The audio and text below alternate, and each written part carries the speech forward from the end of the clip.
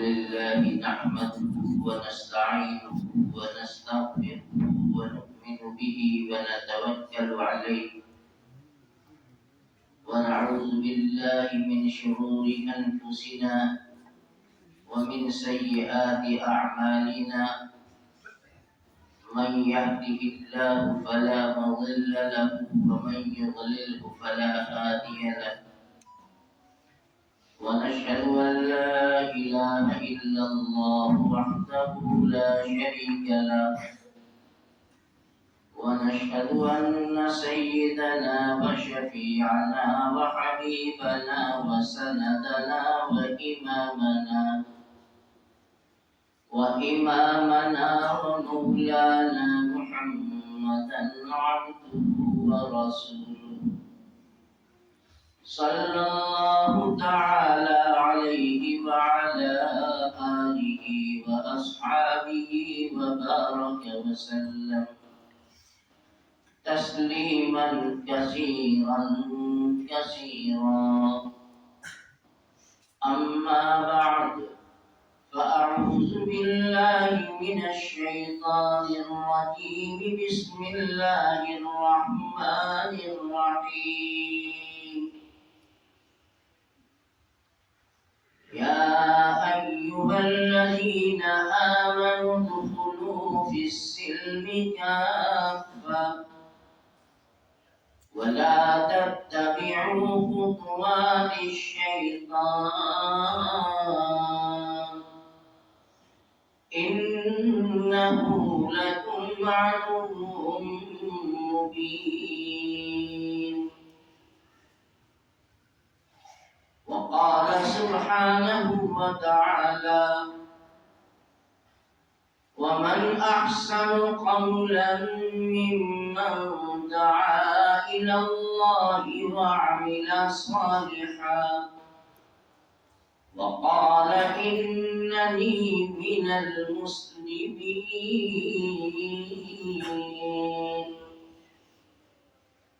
وقال النبي الكريم صلى الله عليه وسلم: الدين النصيحة. قلنا لمن هي يا رسول الله؟ قال لله ولكتابه ولرسوله ولأئمة المسلمين وعامتهم. صدق الله العظيم وصدق رسوله النبي الكريم ونحن على ذلك لمن الشاهدين والشاكرين والحمد لله رب العالمين. حضرات علماء کرام، معزز حاضرین، پیارے بچوں، آج کا یہ جلسہ جو اصلاح معاشرہ کے عنوان سے منعقد کیا گیا ہے، اس پروگرام اور اس جلسے کی داعی جمعیت علماء محمد آباد کے بحی خواہ اور ذمہ دار ہیں۔ جمعیت علماء کیا ہے، اس کی خدمات کیا ہیں، اس کی قدیم تاریخ اور آج کے پرآشوب نازک دور میں جمعیت علماء کی قیادت کیا خدمت انجام دے رہی ہے،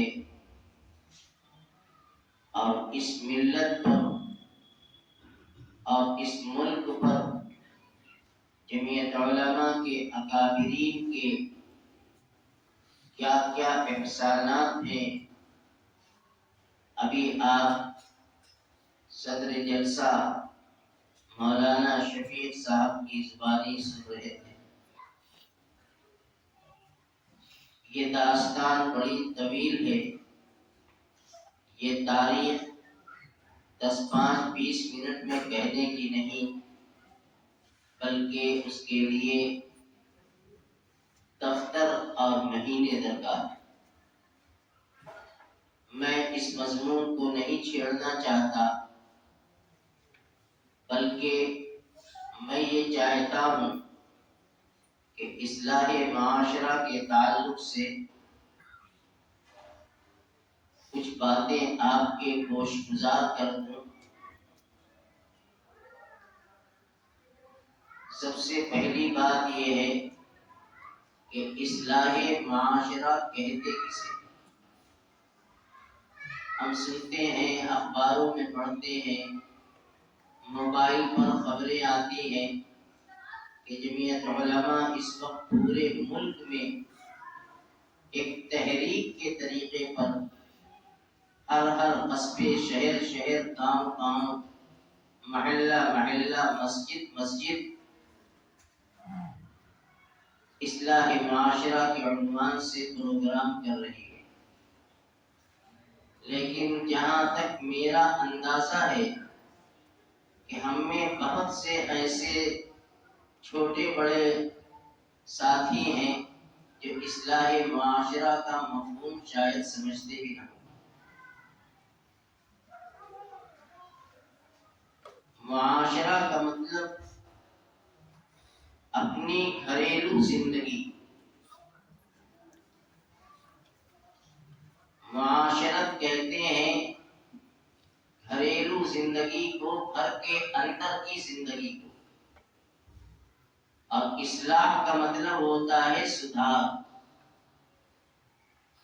تو اب یہ دو لفظ ہیں، یہ دو لفظ مل کر اس کا ترجمہ یہ نکلا کہ مسلمانوں کے گھریلو زندگی کا سدھار اور اس کی اصلاح،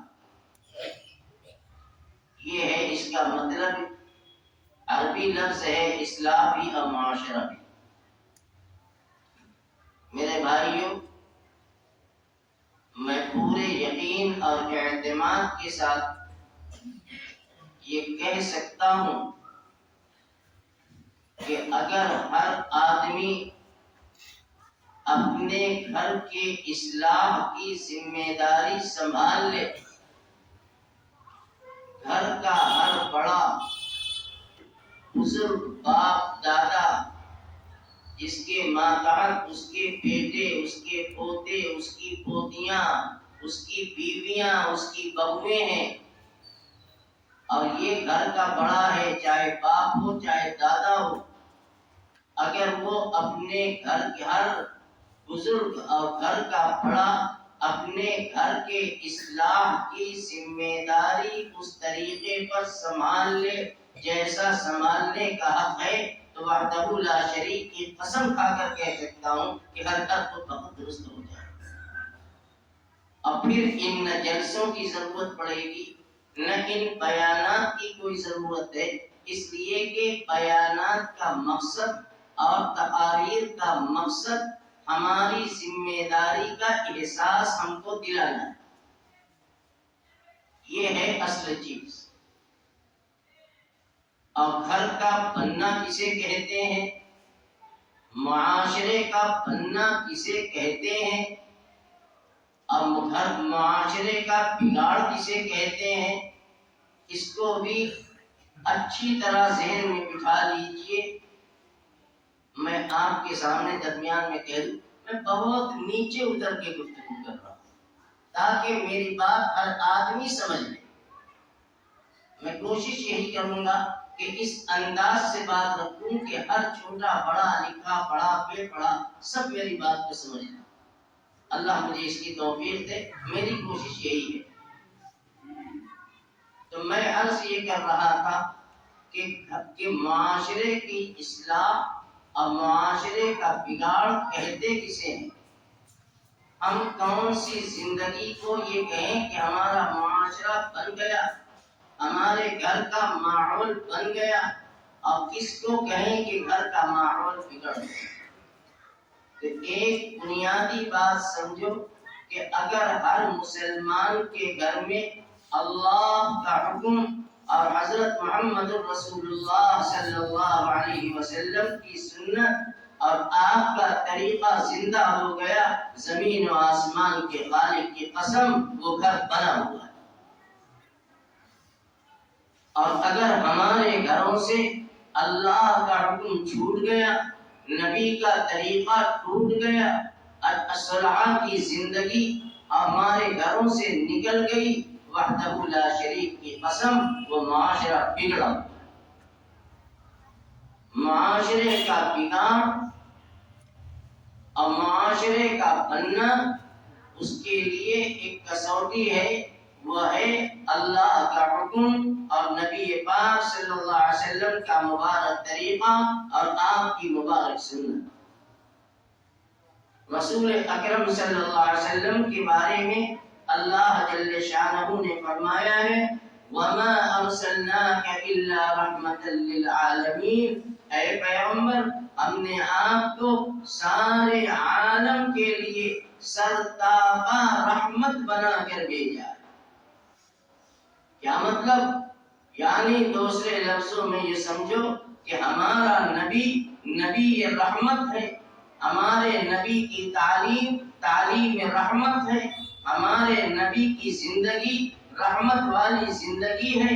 اگر ہم دنیا کے اندر اللہ کی رحمت چاہتے ہیں، اگر ہم دنیا کی زندگی کے اندر اللہ کی محبت چاہتے ہیں، اگر ہم اپنی دنیا کی زندگی میں رسول اکرم صلی اللہ علیہ وسلم کے ساتھ محبت چاہتے ہیں، تو اس کے لیے صرف اور صرف ایک طریقہ ہے کہ مسلمان اس راستے پہ آ جائے، مسلمان اس زندگی پہ آ جائے، مسلمان اس طریقے پر آ جائے جو طریقہ حضرت محمد رسول اللہ صلی اللہ علیہ وسلم کا طریقہ تھا، جو وہ طریقہ جو آپ کے صحابہ کا طریقہ تھا، وہ زندگی جو آپ کے صحابہ کی زندگی تھی، وہ زندگی اگر ہمارے گھروں کے اندر آ جائے تو یہ سمجھ لو کہ ہمیں دنیا بھی مل گئی، ہمیں آخرت بھی مل گئی۔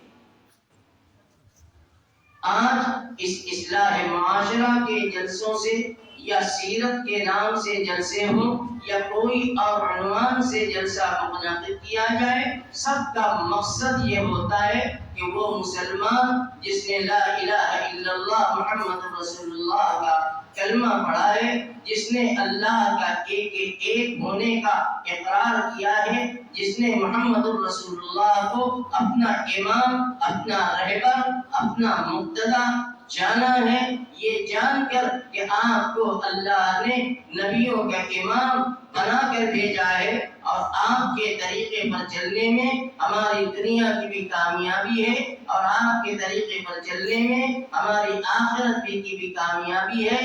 اگر مسلمانوں کے دلوں کے اندر یہ چیز آ جائے گی تو میں پورے اعتماد کے ساتھ کہہ سکتا ہوں کہ کوئی مسلمان پھر پریشان نہ ہوگا، نہ دنیا کے اندر اس کو پریشانی ہوگی، نہ موت کے وقت پریشانی ہوگی، نہ قبر میں پریشانی ہوگی، نہ میدان محشر میں پریشانی ہوگی، نہ حساب و کتاب میں پریشانی ہوگی، بلکہ اس وقت اس کا معاملہ یہ ہوگا کہ رحمت للعالمین صلی اللہ علیہ وسلم نے ہمیں بتایا اور اللہ نے ہمیں اپنی کتاب میں بتایا کہ ایسا انسان جس کی زندگی سنت کے مطابق گزری ہے، جس کی زندگی نبی کے مطابق گزری ہے، جب اس کا آخری وقت دنیا سے جانے کا آئے گا اور ملک الموت اس کے پاس آئیں گے اور فرشتوں کی ایک جماعت ان کے ساتھ آئے گی تو وہ کہے گی یا ایتھا النفس المطمئنہ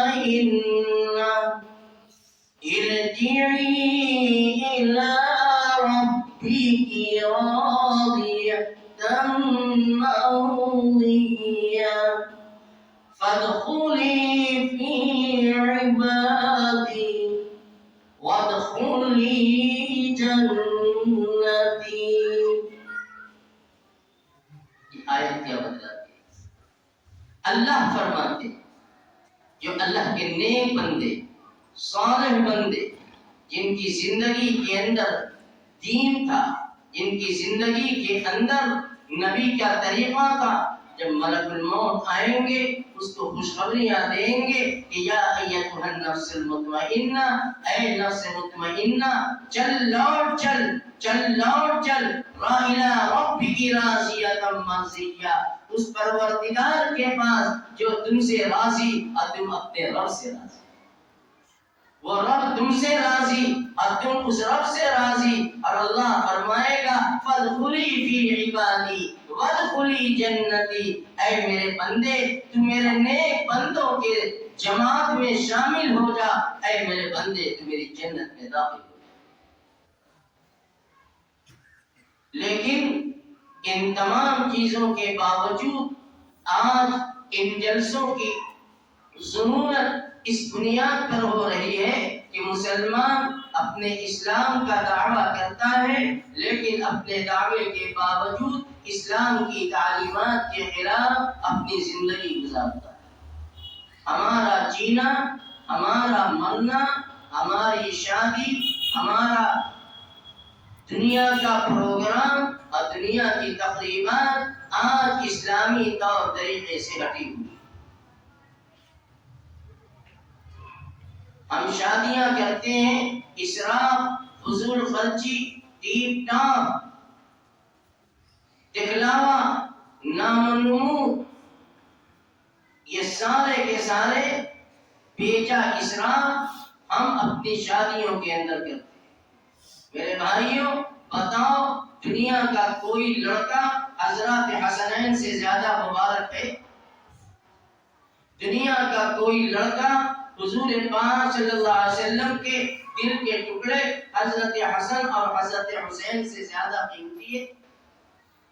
ہماری کوئی بچیاں، ہمارے مسلمانوں کی کوئی لڑکیاں جگر گوش رسول حضرت فاطمہ الزہرا رضی اللہ تعالی عنہا سے زیادہ مقام رکھتی ہیں؟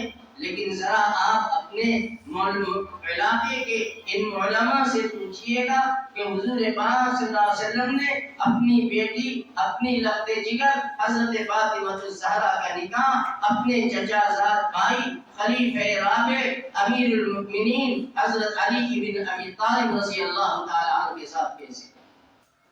پوچھ لینا، اتنی تفصیل کا موقع نہیں ہے۔ آپ ان علماء سے پوچھنا کہ حضور پاک صلی اللہ علیہ وسلم نے کہ یہ دو نواسے جن کے بارے میں آقا نے فرمایا سیدہ شباب اہل الجنہ الحسن والحسین، کہ ہمارے یہ دو دل کے ٹکڑے ہیں، آنکھ کے تارے ہیں، حسن اور حسین، یہ دونوں کی دونوں کل قیامت میں جوانوں کے سردار ہوں گے جنت میں۔ یہ کس نے کہا؟ یہ اس نے کہا کہ قسم اللہ کی ہماری آنکھ غلط دیکھ سکتی ہے، ہمارے کان غلط سن سکتے ہیں، ہماری زبان غلط بول سکتی ہے، لیکن نبی برحق صلی اللہ علیہ وسلم کی زبان اقدس سے نکلے ہوئے کلمات غلط نہیں ہو سکتے۔ میرے بھائیوں، میں آپ کے احساسات کو جگانا چاہتا ہوں، آپ کو آپ کی ذمہ داریاں بدلانا چاہتا ہوں کہ آپ جاگیے، آپ ذرا ہوش کے ناخن لیجئے، ذرا اپنی زندگی اور اس زندگی کے بعد آنے والی زندگی کے بارے میں ذرا غور کیجئے اور اپنی آئندہ کی نسلوں کے بارے میں آپ فکر مند ہوئیے۔ رسول اکرم صلی اللہ علیہ وسلم نے حضرات حسنین کو یہ مقام عطا فرمایا اور اپنی لخت جگر سیدہ فاطمہ الزہرا کے بارے میں فرمایا وَسَيِّدَةُ نِسَاءِ أَهْلِ الْجَنَّةِ فاطمہ، حضرات حسن و حسین جنت کے جوانوں کے سردار ہوں گے، اور حضرت فاطمہ جگر گوش رسول جنت کے جوان، جنت کی جوان عورتوں کی سردار ہوں گے۔ اتنا اونچا مقام، لیکن ذرا دیکھیے کیسی سادگی کے ساتھ نکاح ہو رہا ہے، اور خود جناب محمد رسول اللہ صلی اللہ علیہ وسلم کی مبارک زندگی، جن کی زندگی کو اللہ تعالیٰ نے پوری کائنات انسانی کے لیے قیامت کی صبح تک آنے والے ہر انسان کے لیے ایک نمونہ بنایا۔ اللہ نے فرمایا لقد كان لكم في رسول الله أسوة حسنة. اے ایمان والو، تمہارے لیے محمد رسول اللہ صلی اللہ علیہ وسلم کی مبارک زندگی میں بہترین نمونہ ہے. رسول اکرم صلی اللہ علیہ وسلم نے ایک نہیں 11 نکاح فرمائے. 11 نکاح الگ الگ وقتوں میں فرمائے. لیکن آپ حدیث کی کتابوں کا ترجمہ دیکھیے، اسلامی تاریخ کا مطالعہ کیجیے تو آپ کو اندازہ ہوگا کہ حضرت نبی کریم علیہ الصلوۃ والسلام نے اپنا نکاح کیسے کیا. کبھی میدان جنگ میں ہے، جنگ کے میدان سے واپسی ہو رہی ہے اور اسی سفر میں آپ کا نکاح ہو رہا ہے، اور آپ ولیمہ کیسے فرماتے ہیں. آپ صحابہ سے اعلان کرتے ہیں کہ جن کے پاس کھانے پینے کا جو سامان ہو لے آؤ. اور چنانچہ اللہ کے نبی کے سامنے دسترخوان لگتا ہے اور صحابہ کے پاس جو کچھ روکھا سوکھا ہے وہ دسترخوان پر آ جاتا ہے. اللہ کا نبی کہتا ہے کھا لو، یہ ولیمہ ہو گیا دونوں جہان کے سردار. میں بڑے اشارے میں گفتگو کر رہا ہوں، تفصیل کا موقع نہیں ہے کہ اللہ کے نبی صلی اللہ علیہ وسلم کا نکاح اس طرح ہوا. اور آج مسلمان جو ہر وقت اس بات کا رونا روتا ہے کہ کاروبار میں بڑا مندہ ہے، دکان نہیں چلتی، قرضے بند ہیں، گرست دانی نہیں دے رہا ہے، آرڈر نہیں بتا رہا ہے، گھر کا خرچہ چلنا مشکل ہے، یہ سارا رونا روتا ہے. لیکن جب اس کے گھر میں شادی کا موقع آتا ہے تب دیکھ لو کہ یہ کتنا غریب ہے. اپنے بچوں کی یا اپنے بچیوں کی شادی کتنی شان سے کرتا ہے. وہی آدمی جو کل رونا روتا تھا کہ بڑا مندہ چل رہا ہے، لون بند ہے، قرضے بند ہیں، دکان کی بکری نہیں ہے. میرے بھائیوں اور بزرگوں، ہونا تو یہ چاہیے تھا کہ اپنے نکاح کو آسان بناتے، اپنے نکاح کو کفایتی بناتے، اپنے نکاح کو کم خرچ والا بناتے، اور پھر اس بچی ہوئی رقم سے جائز طریقے پر اپنے بال بچوں کا گزر بسر کرنے کا انتظام کرتے. یہ سنت ہے محمد رسول اللہ صلی اللہ علیہ وسلم کہ آپ اپنی اولاد کی، اپنے بال بچوں کی ضرورتوں کا جائز معاملات کے اندر خیال رکھیے، ان کو بلا ضرورت مصیبت میں نہ ڈالیے، اور اپنے شادی بیاہ کے پروگرام کو آسان کیجیے. میں آپ سے پوچھتا ہوں کہ آپ اسلامی تاریخ اٹھا کر دیکھیے، صحابہ کرام رضوان اللہ تعالی علیہم اجمعین نکاح کرتے تھے اور حضور کو خبر کرتے. اور آج ہمارا مزاج یہ ہے کہ اگر ہم قصبے کے بہت بڑے عالم ہیں، ہم بہت بڑے علامہ ہیں، قصبے میں بڑی ہماری پوچھ ہے، اگر قصبے میں کہیں شادی ہو اور ہمیں بلایا نہ جائے تو ہم اعتراض کرتے ہیں اور کہتے ہیں کہ واہ صاحب آپ نے نکاح کر لیا اور ہمیں پوچھا تک نہیں. یہ ہمارا مزاج ہے، یہ ہماری سوچ ہے کہ ہمیں پوچھا تک نہیں. لیکن پوری اسلامی تاریخ اور دور نبوت کی تاریخ اٹھا کر دیکھیے، کتنے صحابہ ایسے ہیں کہ جنہوں نے اپنا نکاح کیا اور حضور کو بلانا تو دور کی بات ہے، حضور کو خبر بھی نہیں. وہ جب بعد میں پتا چلا کہ ان کا نکاح ہوا ہے. میں 2 واقعہ آپ کو سناتا ہوں اس سلسلے میں. ایک صحابی ہیں جو بڑے مشہور اور بڑے مالدار صحابی ہیں، حضرت سیدنا عبد الرحمن بن عوف رضی اللہ تعالی عنہ. ہجرت سے پہلے مکہ کے رہنے والے تھے. مکے میں ان کی بہت بڑی تجارت تھی، ان کا بڑا پھیلا ہوا لمبا چوڑا کاروبار تھا، اور اپنے کاروبار کے فن میں بڑے ماہر تھے. لیکن ایمان کے بعد جب آقا دو عالم صلی اللہ علیہ وسلم نے اللہ کے حکم سے صحابہ کو حکم فرمایا کہ مکہ چھوڑ دو، مکہ سے ہجرت کر جاؤ. کہاں چلے؟ کدھر چلے؟ یثرب چلنا۔ مکے کے صحابہ یثرب کو جانتے بھی نہیں تھے، اس کا مدینہ تو بعد میں نام پڑا ہے، اس کا نام تو یثرب تھا۔ رسول اکرم صلی اللہ علیہ وسلم کو حکم ہو گیا، جبریل نے بتا دیا کہ آپ اپنے صحابہ سے کہہ دیجئے کہ سب چھوڑ دیں، بس اپنے ایمان کو اور اپنی جان کو لے کر کے چلے آئیں، مکان چھوڑ دیں، کاروبار چھوڑ دیں، عزیز و اقارب کو چھوڑ دیں، اپنی دولت کو چھوڑ دیں، بس اپنی جان اور اپنے ایمان کو بچا کر مکہ سے مدینہ کی طرف، یثرب کی طرف ہجرت کر جائیں۔ چنانچہ یہ سب صحابہ نے اپنا سب کچھ چھوڑ دیا۔ حضرت سیدنا عبد الرحمن بن عوف رضی اللہ تعالی عنہ، جن کا مکہ میں بڑا کاروبار تھا، بڑی دولت تھی، لیکن جب مدینہ گئے ہیں تو ان کے پاس کچھ نہیں۔ میں آپ کو بتانا چاہتا ہوں، میرے ایک جملے کو آپ توجہ سے سنیں گے، اللہ نے چاہا تو بات سمجھ میں آئے گی۔ مدینے چلے گئے، رسول اکرم صلی اللہ علیہ وسلم نے مدینے کے ایک بہت عزت والے صحابی ہیں حضرت سعد بن ربیع رضی اللہ تعالی عنہ۔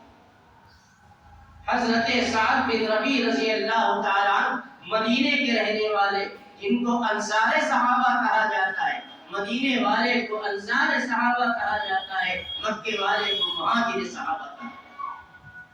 آپ نے حضرت سعد بن ربیع رضی اللہ تعالی عنہ سے مواخات قائم کرا دی، یعنی بھائی بھائی بنا دیا۔ یہ حضور کا ایک نظام تھا، اس کی تفصیل بہت لمبی ہے، اس تفصیل میں جانے کی ضرورت نہیں۔ تو حضرت عبد الرحمن بن عوف کی مواخات اور بھائی چارگی قائم کرائی حضرت سعد بن ربیع رضی اللہ تعالی عنہ سے، جو مدینے کے بڑے عزت والے بھی تھے اور بڑی دولت والے بھی تھے۔ ادھر حضرت عبد الرحمن بن عوف کے پاس کچھ بھی نہیں تھا، سب کچھ مکہ چھوڑ دیا، صرف ایمان کی پول بچا کر لے آئے، نبی اور اللہ کے حکم کے مطابق جب ہجرت فرمائی، کچھ نہیں تھا۔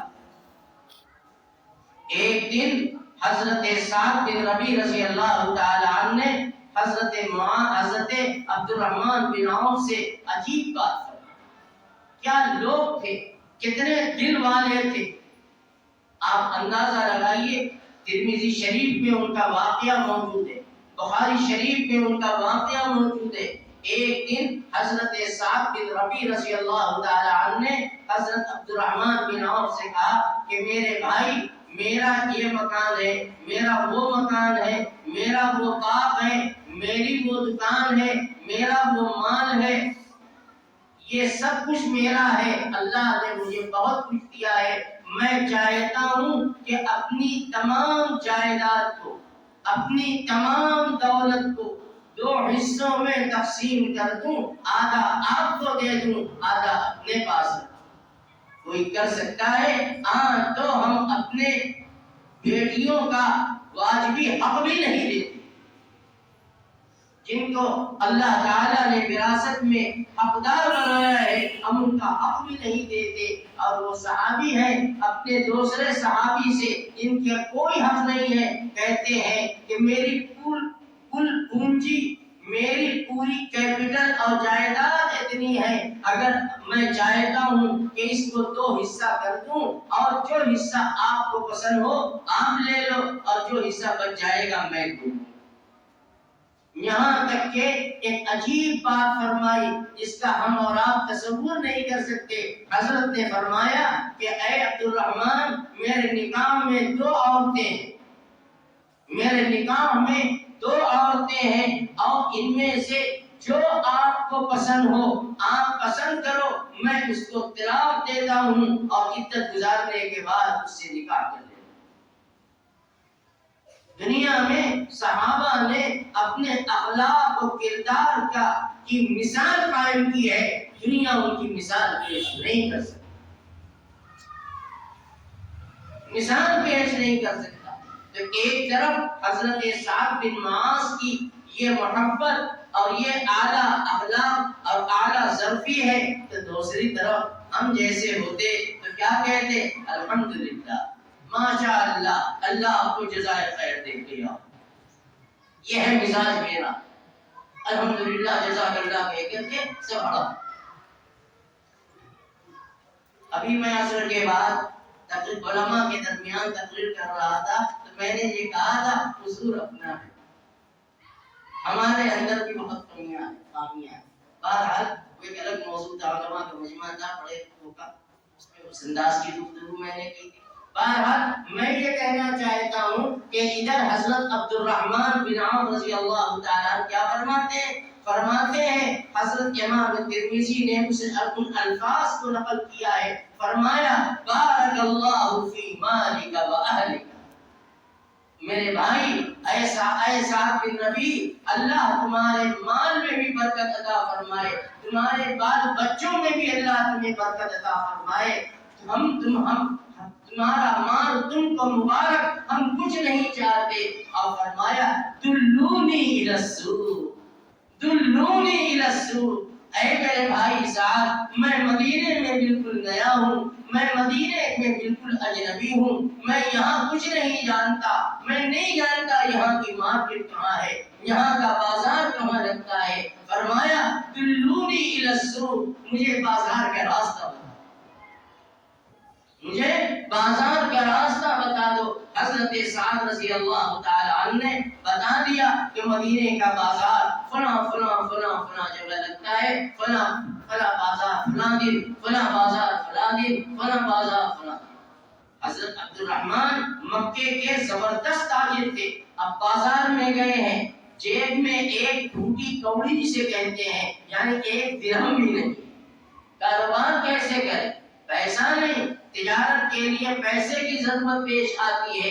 ایک پنیر والے کی دکان پر جاتے ہیں اور کہتے ہیں کہ میرے بھائی مجھ کو ایک درہم کی پنیر دے، میں اس کو بیچ کر تمہارا پیسہ تمہیں چکا دوں گا۔ جاتے ہیں پنیر خریدتے ہیں، عقیقن روایت کے الفاظ عقیق ہے جس کے معنی پنیر کے آتے ہیں، جمع ہوا دودھ جسے ہم لوگ پنیر چھینا کہتے ہیں۔ بعض لوگوں نے اس کا ترجمہ بیہوس کا بھی کیا، بیہوس جو نئی نویلی بیاہی بھینس جو پہلا دودھ دیتی ہے جس کا بیہوس بنتا ہے، وہ آپ سب جانتے ہیں۔ بہرحال میں بیان کچھ اور مجھے کرنا تھا، چنانچہ ایک درہم میں پنیر خریدتے ہیں اور اسی بازار میں گھوم گھوم کر کے اس ایک درہم کے پنیر کو 2 درہم میں بیچتے ہیں، اب جا کر پوری ایمانداری کے ساتھ، یہ نہیں ایک درہم جس کا قرضہ تھا جس نے دیا تھا جا کر ادا کرتے ہیں، اب 1 درہم کا نفع ہو گیا، اب پھر ایسے ہی خریدتے ہیں، پھر بیچتے ہیں، خریدتے ہیں، بیچتے ہیں۔ چند مہینہ گزرا تھا کہ اللہ تعالیٰ نے مدینے میں بھی ان کو امیر اور غنی بنا، پھر اپنی کی کاروباری زمین بڑی مضبوط ہو گئی، اس لیے کہ تجارت کے فن سے واقف۔ اللہ تعالیٰ نے پھر ان کے مال میں، ان کے کاروبار میں اپنی برکت عطا فرمائی۔ ایک دن رسول اکرم صلی اللہ تعالی علیہ وآلہ وسلم کے دربار میں حاضر ہوئے تو آقا نے دیکھا کہ ان کے کرتے کے دامن میں کچھ پیلے پیلے سے داغ لگے ہوئے۔ غور سے سننے کی بات ہے، آقا نے دیکھا کہ حضرت عبد الرحمن بن عوف کے دامن میں کچھ پیلے پیلے سے داغ لگے۔ آقا نے حیرت سے پوچھا مہیم، اے عبد الرحمن کیا قصہ ہے، یہ داغ کیسے لگے ہوئے ہیں؟ حضرت عبد الرحمن بن عوف رضی اللہ تعالی عنہ نے فرمایا یا رسول اللہ نکاح، اے اللہ کے پیغمبر میں نے نکاح کیا ہے۔ دیکھیے ایسے جلیل القدر حضور کے چہیتے، حضور کے قریبی اور شیدائی نکاح کرتے ہیں اور رسول اللہ صلی اللہ علیہ وسلم کو بھی پتہ نہیں، اور آپ خوش ہوتے ہیں، ناگواری نہیں کرتے کہ تم نے مجھے بتایا کیوں نہیں، تم نے مجھے بلایا کیوں نہیں۔ تو فرمایا کہ اے اللہ کے نبی میں نے نکاح کیا ہے۔ پھر آپ فرماتے ہیں ماں صداقہ، عبد الرحمن یہ بتاؤ کہ تم نے مہر میں کیا ادا کیا، یعنی نکاح کے وقت مہر واجب ہوتا ہے، یہاں کا مزاج مجھے معلوم نہیں ہے کہ مہر کب ادا کرتے ہیں، ہاتھ کے ہاتھ ادا کر دیتے ہیں، الحمدللہ یہ بہت اچھی چیز ہے۔ آپ نے پوچھا کہ بتاؤ کہ مہر کیا دیا؟ فرمایا نبات من ذهب۔ اے اللہ کے پیغمبر، کھجور کی گٹھلی کے وزن کے برابر سونا یہ مہر میں نے ادا کیا، یا اتنے وزن کا یا اتنا بڑا سونے کا ٹکڑا میں نے مہر میں ادا کیا۔ اللہ کے نبی نے اور خوشی کا اظہار کیا۔ اور پھر اس کے بعد تاریخ کا یہ آخری اور پہلا واقعہ ہے، حضور اتنے خوش ہوئے کہ آپ نے فرمایا یا عبد الرحمن اولم ولو بشاۃ، اے عبد الرحمن ولیمہ کرو چاہے ایک ہی بکری سے کیوں نہ۔ دیکھو سادگی، کیسی سادگی ہے، اور کس سادگی کے ساتھ وہ نکاح کر رہے ہیں، اور جناب محمد رسول اللہ صلی اللہ علیہ وسلم کو پتہ بھی نہیں چل رہا۔ میرے بھائیوں، آج یہ امت جس کو امت مسلمہ کہا جاتا ہے، آج یہ بربادیوں میں، مصیبتوں میں، بلاؤں کے اندر، فتنوں کے اندر، الجھنوں کے اندر گھری ہوئی ہے۔ اس چین کی زندگی نصیب نہیں۔ ہر آدمی فکر مند ہے، وہ کیوں؟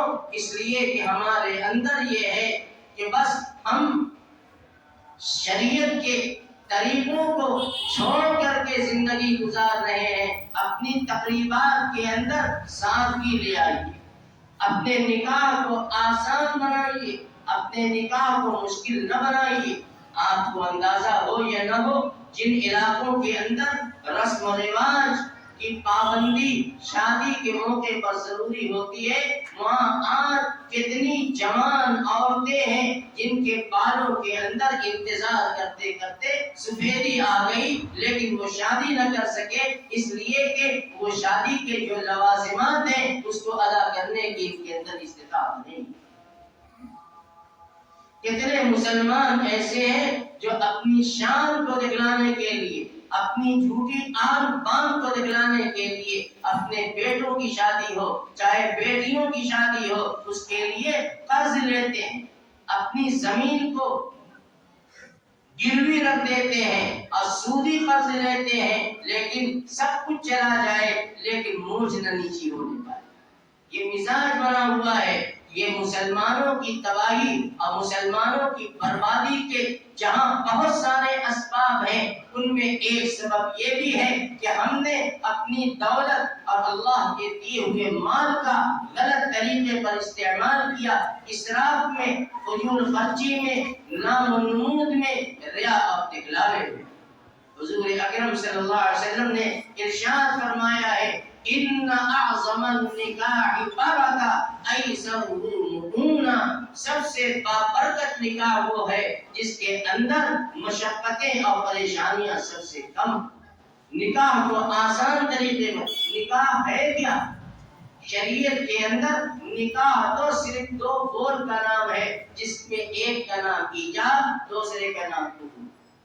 بس یہ زبان کے دو بول ہیں جو دو گواہ کی موجودگی کے اندر مرد اور عورت ایک دوسرے سے ازدواجی رشتے کو قائم کرنے کے لیے زبان کے بول بولتی ہے۔ بس اس کے بعد اللہ نے نکاح کو اور رسول اللہ نے نکاح کو اتنا آسان بنا دیا تھا، اور آج ہم نے اس کو مشکل بنا دیا۔ اصلاح معاشرہ کا صرف یہی پیغام نہیں ہے کہ میں آپ کو نماز کی دعوت دوں، آپ کو زکوٰۃ کی دعوت دوں، آپ کو روزے کی دعوت دوں، حج کی دعوت دوں۔ ٹھیک ہے، اصلاح معاشرے کا وہ ایک حصہ ہے، لیکن اس سے اہم حصہ یہ ہے کہ ہم اپنی معاشرتی زندگی کو گھریلو زندگی کی اصلاح کریں۔ آج ہمارے بچوں اور بچیوں کے اندر تعلیم کے نام پر جو آزاد خیالی پیدا ہو رہی ہے، اور بچیاں، جوان بچیوں کے اندر جو بہنگی آ رہی ہے، بے پردگی آ رہی ہے، عریانیت آ رہی ہے، فیشن کے نام پر جو برہنہ لباس آ رہے ہیں، جس سے کہ ہماری عورتوں حیا کا جنازہ نکل جاتا ہے، عفت و پاکدامنی تار ہوتی جا رہی ہے۔ میرے بھائیوں، میرے بزرگوں، یہ ذمہ داری کس کی؟ تعلیم کے راستے سے، تعلیم بہت اچھی چیز ہے۔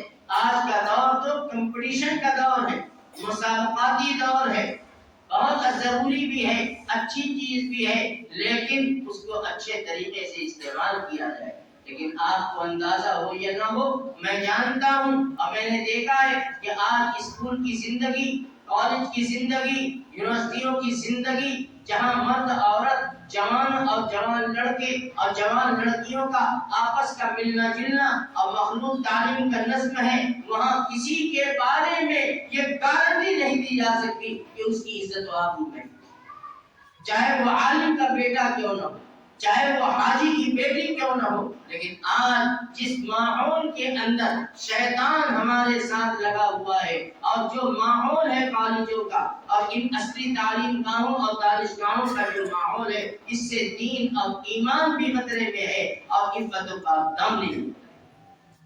یہ عریانیت، یہ بے حیائی، یہ بے پردگی آج مسلم گھرانوں کے اندر آج بڑی تیزی کے ساتھ آ رہی ہے۔ پہلے شہر برباد ہوتے ہیں، پھر اس کی زہریلی ہوا دیہاتوں اور قصبوں کے اندر آتی ہے اور قصبات کا ماحول بھی برباد ہوتا ہے۔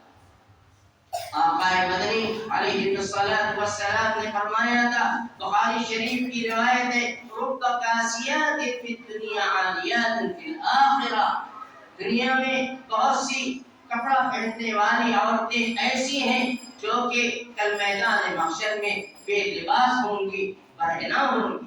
محدثین فرماتے ہیں اس حدیث کی تشریح میں کہ جو چست لباس، جو ایسا چست لباس جو بدن کے نشیب و فراز کے اوپر اس طریقے سے ڈھال دیا گیا ہو کہ جسم کے انداز و نیاز نظر آتے ہوں، یا ایسا باریک پتلا جالی والا کپڑا جس سے بدن جھلک رہا ہو، تو یہ کپڑا نہیں ہے بلکہ یہ فرنگی ہے، یہ ننگاپن ہے، یہ بے لباسی ہے۔ اللہ تعالیٰ نے عورتوں کو سراپا عورت بنایا تھا، یہاں تک کہ اسلام نے یہ حکم دیا تھا کہ عورت سراپا عورت ہے، عورت کی آواز بھی عورت ہے، یعنی وہ گھر میں بھی بات کرے تو اتنی آواز کے ساتھ بات نہ کرے کہ باہر چلنے والوں تک اس کی آواز پہنچے۔ یہ ہمارے اسلام کی تعلیم، یہ اسلام نے حیا، پاک دامنی، عزت و عفت کی ایسی تعلیم دی تھی کہ دنیا کے اندر اس کا وجود نہیں تھا۔ لیکن کیا ہوا وہی کہ شیطان ہمارے اوپر مسلط ہوا، ماحول کی گندگی نے اور اسکولوں اور کالجوں کے اس زہریلے ماحول نے ہمارے گھروں سے عزت و آبرو کا جنازہ نکالا۔ اصلاح معاشرہ کا ایک بنیادی مقصد یہ بھی ہے کہ ہم جہاں اپنے مردوں کے دین، ایمان، عقیدے، اعمال، اخلاق کی فکر کریں، اپنے گھر کی جوان بچیوں کی، اپنی بیویوں کی، اپنے گھر کے زنانہ کی فکر کریں کہ وہ کہاں جاتی ہیں، کب جاتی ہیں، کیسے جاتی ہیں، کن سے ملنی ہے، اگر ملتی ہیں، اگر اسکول جاتی ہیں تو وہاں کا نظام تعلیم کیا ہے، وہاں کے کلاسز کس طرح سے چلتے ہیں۔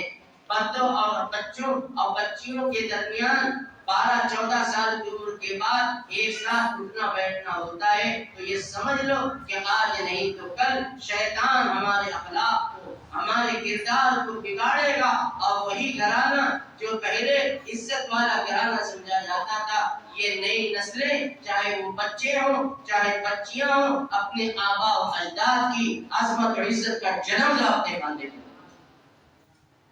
میرے بھائیوں، بات ذرا تلخ ہے لیکن بڑی پردرد ہے۔ میں آپ کے سامنے اپنے دل کا درد بیان کر رہا ہوں۔ میں رسمی تقریر کبھی نہیں کرتا، رسمی تقریر کا میں قائل نہیں ہوں کہ میں لچھے دار تقریر کروں چلا جاؤں، بلکہ میں چاہتا ہوں کہ جو یہ اتنا بڑا مجمع میرے سامنے بیٹھا ہے، میں اس سے کہتا ہوں کہ دل کے کانوں سے سن فہام، دل کے کانوں سے سن فہام میری درس عبرت ہے داستان۔ آپ اپنے دل پر ان باتوں کو لیجئے، اپنے گھر کے ماحول کو بنانے کی فکر کیجئے، ورنہ شیطان اور دنیا کی باطل طاقتیں آج مسلمانوں کے دین و ایمان کو نگلنے کے لیے منہ کھول کے کھڑی ہیں۔ آپ اخبار پڑھتے ہیں، موبائل پہ پروگرام ہم سے زیادہ دیکھتے ہیں، یوٹیوب ہم سے زیادہ چلاتے ہیں، ٹی وی دیکھتے ہیں، آپ سنتے ہیں، اخباروں میں پڑھتے ہیں، دیکھتے ہیں کہ ہندوستان کے اندر کتنی لاکھ مسلم عورتیں مرتد ہو چکے ہیں۔ پڑھا ہوگا آپ نے، کتنے لاکھ مرد جو ہے اپنے دین و ایمان سے ہاتھ دھو بیٹھے۔ یہ کیا ہے؟ کبھی آپ نے سوچا، کبھی آپ کے دل پر یہ غم آیا کہ محمد رسول اللہ کا ایمان والا امتی آج اپنے ایمان کو چھوڑ کر اور جنت والے راستے کو چھوڑ کر اور قرآن و حدیث والے راستے کو چھوڑ کر غیروں کے طریقے پہ جا رہا ہے، ہندوؤں سے شادیاں کر رہا ہے، ان سے ازدواجی زندگی بنا رہا ہے، حرام اولادیں اس سے پیدا ہو رہی ہیں۔ محمد رسول اللہ کا ایمان والا امتی اور آپ کے ایمان والی عورتیں یہ کر رہی ہیں اور ہماری آنکھوں کے سامنے ہو رہا ہے۔ پھر اللہ تعالیٰ مجھ سے پوچھیں گے کہ اے عالم صاحب، اے مفتی صاحب، اے قاضی صاحب، اے حاجی صاحب، آپ ان خبروں کو سنتے تھے، کیا کبھی آپ نے فکر کی، کبھی آپ کی آنکھ سے ندامت کے اور غم کے آنسو گرے کہ محمد رسول اللہ کی یہ امت یہ کس راستے پہ جا رہی ہے، جنت والا راستہ چھوڑ کر جہنم والے راستے پہ جا رہی ہے؟ کبھی ہم نے اسے سوچا؟ میرے بھائیوں، اس کی فکر کون کرے گا؟ اس کی ذمہ داری کس کے اوپر ہے؟ ہم ذمہ دار ہیں، آپ ذمہ دار ہیں، ہر کلمے والا ذمہ دار ہے کہ کم از کم ہم اپنے دل میں اس کا غم تو کریں۔ حضرت محمد رسول اللہ کی زندگی میں ہمیں کیا ملتا ہے؟ آپ امت کے لیے غمگین رہا کرتے تھے، امت کی فکر میں اڑا کرتے تھے، راتوں کو اٹھ کر اپنے اللہ کے سامنے گرم گرم آنسو بہاتے تھے کہ اے اللہ میری امت کا کیا حال ہے، میری امت کدھر جا رہی ہے، یہ انسان کدھر جا رہے ہیں۔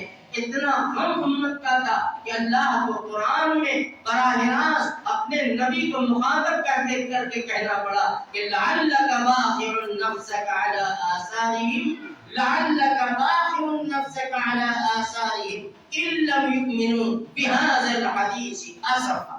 سورہ کہف کی آیت ہے۔ اے پیغمبر، اتنا غم کیوں کرتے ہیں، اتنا کیوں روتے ہیں، اتنا کیوں اڑتے ہیں، راتوں میں سسکتے کیوں ہیں، بلکتے کیوں ہیں؟ آپ امت کے غم میں کیوں اپنے کو بھلا رہے ہیں؟ مت بھلائیے، مت غم کیجیے، ایسا نہ ہو آئے نبی آپ اپنی امت کے غم میں اپنے کو ہلاک کر رہے ہیں۔ لعلک باخع نفسک علی آثارہم ان لم یؤمنوا، اگر یہ ایمان نہیں لاتے یا ایمان چھوڑ رہے ہیں، چھوڑیے ان کے حال پر، اس لیے کہ ہم ان سے نمٹ لیں گے، ہم ان سے نمٹ لیں گے، اس لیے کہ ہم نے انہیں پیدا کیا، آپ کے صدقے میں انہیں ایمان عطا کیا، آپ کی قربانیوں کے نتیجے میں نور ایمانی ان کو ملا ہے، اور آج آپ کے راستے سے ہٹ کر، آپ کی سنت سے ہٹ کر، آپ کے طریقوں سے ہٹ کر یہ زندگی گزار رہی ہے۔ اے اللہ کے پیغمبر غم نہ کیجیے، ہم ان سے حساب لیں گے۔ دنیا کا یہ 4 دن کا عیش ہے، دنیا کی 4 دن کی زندگی ہے، اس کے بعد تو ان کو موت آنی ہے، انہیں قبر میں جانا ہے، انہیں ہمارے سامنے حساب و کتاب دینا ہے، پھر ہم ان سے نمٹ لیں گے، اور پھر وہ کہیں گے جو دنیا میں خدا کے باغی ہو کر خدا کے حکموں کو توڑ کر زندگی گزارنے والے ہیں، کل میدان محشر میں جب ان کے ہاتھ میں ان کا نام اعمال آئے گا تو وہ حیرت سے کہیں گے، کیا کہیں گے؟ ما لهذا الكتاب لا يغادر صغيرة ولا كبيرة إلا أحصاها ووجدوا ما عملوا حاضرا ولا يظلم ربك أحدا۔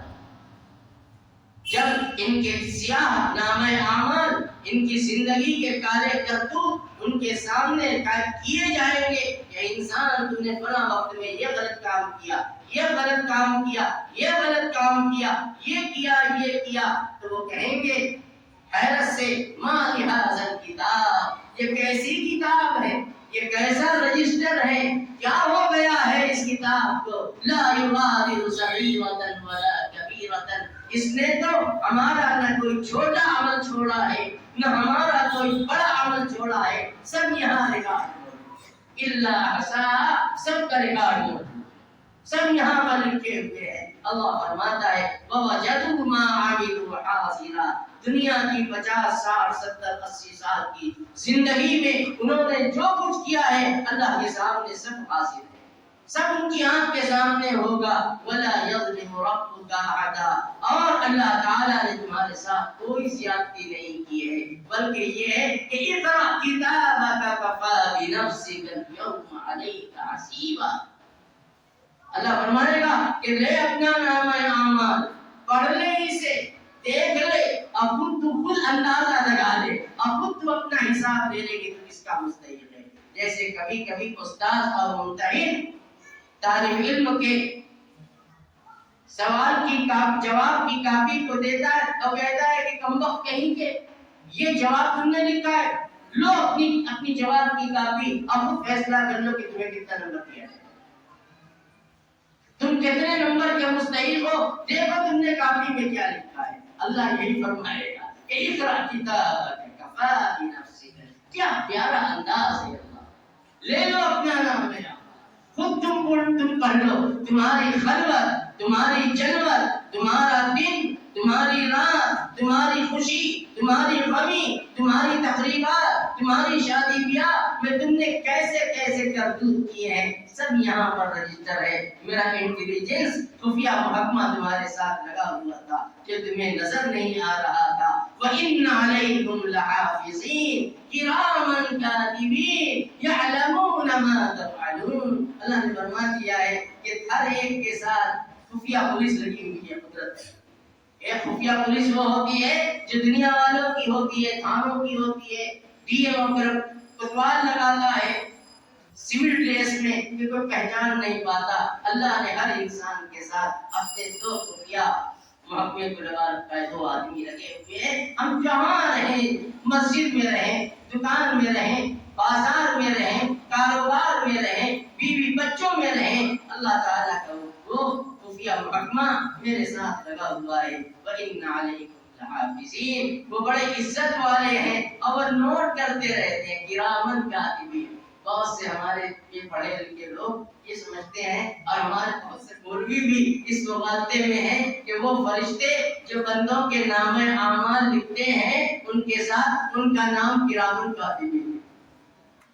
اچھے پڑھے لکھے لوگ کہتے ہیں کہ وہ کرام اللہ کے بندے، ان کا نام کرام کاتبین نہیں ہے. یہ ان کی صفت بیان کی جا رہی ہے کہ وہ نام اعمال میں تمہارے اعمال کو لکھنے والے ہیں. کرامن بڑے شریف لوگ، یہ مطلب یعلمون ما تفعلون. میرے بھائی اصلاح معاشرہ کے جلسے کا یہی پیغام ہے اور میں آپ کو یہی پیغام دے کے جا رہا ہوں. میں زیادہ بول گیا، میں یہ اتنا بولنا نہیں چاہتا. میں نے سوچا تھا کہ تھوڑی دیر میں آپ کے روبرو ہو جاؤں گا اور اللہ جو کہلوائے گا میں کہہ دوں گا. اللہ تعالیٰ نے مجھ سے جو کہلوایا میں نے کہہ دیا. بس اخیر میں یہی کہتا ہوں کہ انداز بیاں اگرچہ بہت خوب، انداز بیاں گرچہ بہت خوب نہیں ہے، شاید کہ اتر جائے دل میں. قرآن پاک کی ایک آیت میں نے آپ کے سامنے بلکہ دو آیت پیش کیا تھا. میں قرآن کی آیت کا ترجمہ بھی کر دیتا ہوں. پہلی آیت میں اللہ جل شانہ نے پوری کائنات کو، اپنے ایمان والے بندوں کو یہ مخاطب کر کے فرمایا یا ایھا الذین آمنوا، اے ایمان والو، لا تتبعوا خطوات الشیطان، شیطان کے نقشۂ قدم کی اتباع مت کرو، اس کے کہے پر مت چلو. اپنی نجی زندگی کو، اپنے گھر کے اندر کی زندگی کو، گھر کے باہر کی زندگی کو، اپنی مسجد والی زندگی کو، اپنے بازار والی زندگی کو اسلام کے رنگ میں رنگ دو، اسلام کے سانچے میں ڈال دو. نبی کا جو طریقہ رہا ہے، جو حدیث کی کتابوں میں تم نے علماء کی زبانی سنا ہے یا خود تم نے پڑھا ہے، اس کے مطابق آ جاؤ اور شیطان کے نقشۂ قدم کی پیروی مت کرو. وہ تمہارا دشمن ہے، دنیا میں دوستی نبھا رہا ہے اور دوست بن کر کہہ رہا ہے کہ یار اذان ہو رہی ہے، ابھی نماز تو 15 منٹ کے بعد ہوگی، کیا ضرورت ہے اتنا جلدی جانے کی؟ اور جب جماعت کھڑی ہو جائے گی تو کہے گا شیطان کیا تھوڑا رک کے چلتے ہیں، 4 رکعت والی عشاء کی نماز ہے، ارے آخری رکعت بھی پالو گے تو بھی جماعت کا ثواب پالو گے۔ اور جب آخری رکعت آئے گی پھر شیطان کہے گا ارے کیا جلدی ہے، اللہ نے تو اتنی اجازت دیا ہے، نہ صحیح جماعت تنہا پڑھ لینا، اکیلے بھی تو نماز ہو جاتی ہے۔ اور وہ بھی جب وقت گزر جائے گا کہے گا کہ اکیلے ابھی کیا پڑھو گے، چلو زندگی بہت پڑی ہے کبھی پڑھ لینا۔ یہ شیطان انگلی پکڑ کے پہنچے تک پہنچتا ہے۔ اللہ فرماتا ہے وَلَا تَتَّبِعُوا خُطُوَاتِ الشَّيْطَانِ، شیطان کے نقش قدم کی پیروی مت کرو، إِنَّهُ لَكُمْ عَدُوٌّ مُّبِينٌ، وہ تمہارا کھلا ہوا دشمن ہے۔ اللہ تعالیٰ کی بارگاہ میں شیطان جس کا کہنا تم نے اس دنیا کے اندر مانا تھا، قرآن سے پوچھو کیا ہوگا؟ اللہ تعالیٰ بندے کو حاضر کریں گے، بندے سے پوچھیں گے، وہ کہے گا کہ فلاں شیطان نے مجھے بہکا دیا تھا، اللہ شیطان کو بھی حاضر کریں گے، شیطان سے کہیں گے تم نے کیوں بہکایا؟ شیطان کیا کہے گا؟